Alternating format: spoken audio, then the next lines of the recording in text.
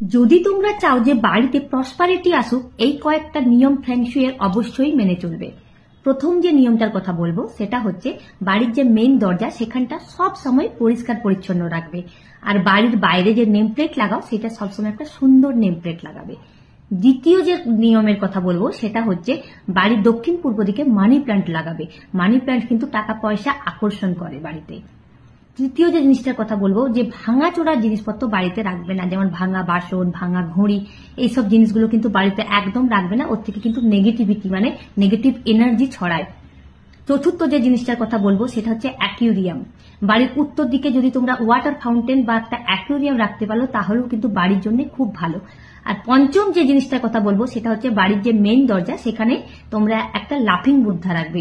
লাফিং বুদ্ধা যদি বাড়িতে থাকে বাড়ির মহল খুব সুন্দর হয়, মানে সবাই হাসি খুশি থাকে। এই কয়েকটা নিয়ম মেনে চলো, দেখবে বাড়ির জন্য খুবই ভালো। তো আজকের টিপসগুলো যদি তোমাদের ভালো লেগে থাকে প্লিজ লাইক, শেয়ার, কমেন্ট করতে ভুলো না। Thank you.